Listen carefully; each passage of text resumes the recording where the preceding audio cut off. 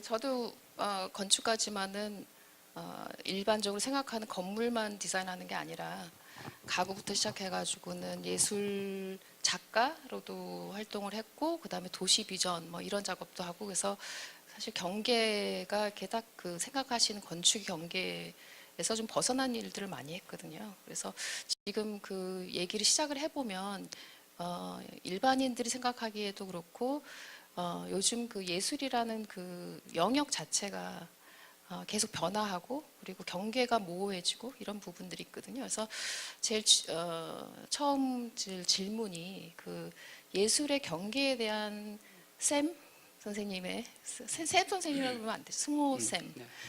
님의 의견을 좀 듣고 싶고요. 그래서 지금 그 얘기를 나누면서 그 다음 질문들을 좀 풀어나갈게요. 어, 모나리자 그림이잖아요. 무려 한 500년 전 그림이죠. 그 당시에도 그랬고, 지금도 이제 루브르에 가면은 전시가 되어 있는데, 이 작품을 보면은 사람들은 이 그림이 갖고 있는 아우라와 숨고미 때문에 그 굉장한 감동을 받는다고 그래요. 저는 여러 번 봤지만, 사실 그런 거 저는 잘 모르겠거든요. 자, 그런 고전적인 우리가 누가 봐도 예술이라는 게 있었는가 하면은 이제 듀샹의 이런 샘 같은 이것도 샘이네요. 샘 같은 경우에는 어, 이를테면 우리가 갖고 있던 예술에 대한 그 전통적인 관념들을 좀 전복시키는 어떤 개념적 접근이었잖아요.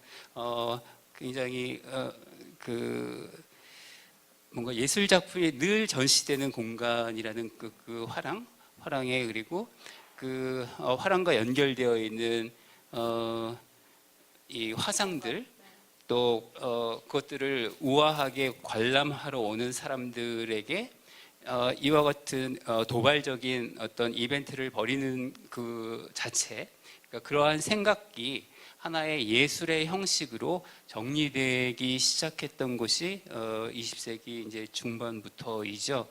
상당히 그 예술의 변화, 개념적인 변화를 이끈 혁신적인 시도였고요.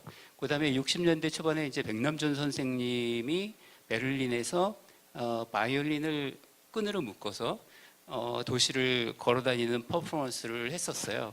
정확하게 무슨 의미인지는 저도 잘 모르겠는데 이와 같은 행위들이 예술의 장르로 들어오게 되죠. 사실 그 과거에는 이와 같은 것들을 우리는 예술이라고 이야기하지 않았었잖아요. 그런가 하면은 최근에는 그러니까 일본 그 오타쿠들이나 수집할 만한 인형이 그것도 테이트 모던과 같은 굉장히 유명한 국제적 상업 화랑에서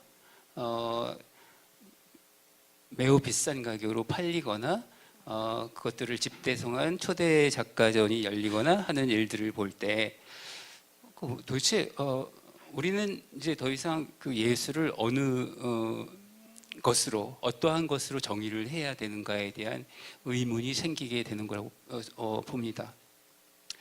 근데 이런 것들을 한번 고민해 볼 수 있을 것 같아요.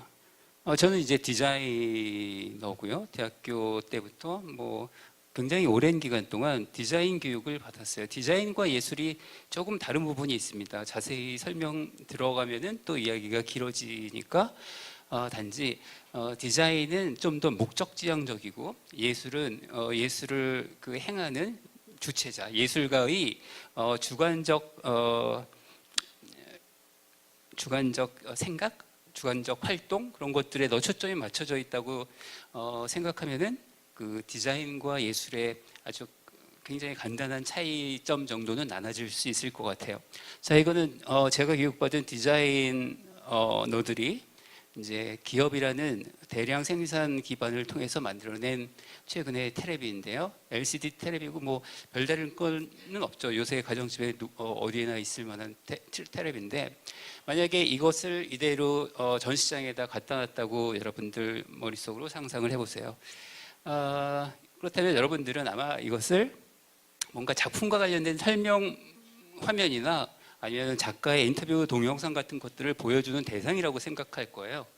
근데 만약에 생각을 조금 고쳐서 이와 같은 각도로 갤러리의 바닥에 구멍을 뚫고 이 각도로 반쯤 플로어에 심어놨다고 생각을 해보세요.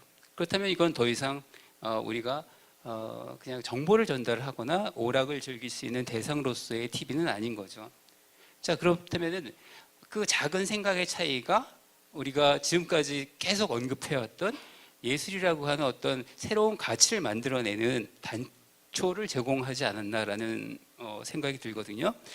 제가 오늘날 생각하고 있는 예술과 그렇지 않은 것들의 가장 중요한 변화는 우리가 예술로 보고자 하는 것에 대해서 어떠한 자기의 가치나 생각을 부여할 것인가라는 것이 아닌가라고 생각하고 있어요. 어떻게 보면은 저희의 삶을 투영을 해야 된다는 얘기신 거죠? 삶을 저희 투영 관점을. 그러니까 어떻게 지금까지는 예술이라고 하면 나 예술인이 아니면 그것에 대해서 논하기가 되게 힘들고 네. 그 고정관념이 있고 뭐 이런 생각이 있는데 그것을 좀 더 개인적인 어떤 네. 사고에 통해서도 해석이 가능하다.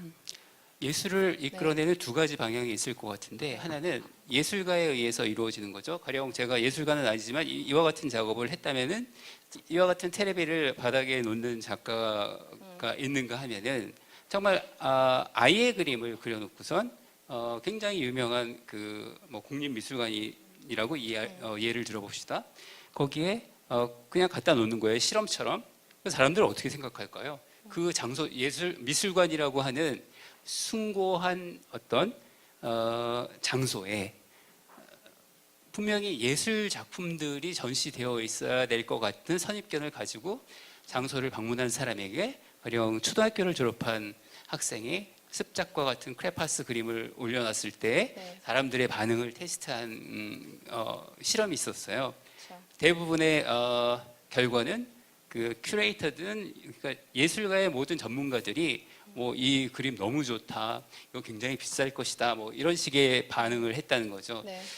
그렇기 때문에 결국 그 대상, 우리가 작품이라고 생각하는 그 대상이 중요한 것이 아니라 그 대상을 어떻게 이해하고 받아들이느냐가 더 예술에 있어서 중요한 분기점이라는 생각이 들어요. 네.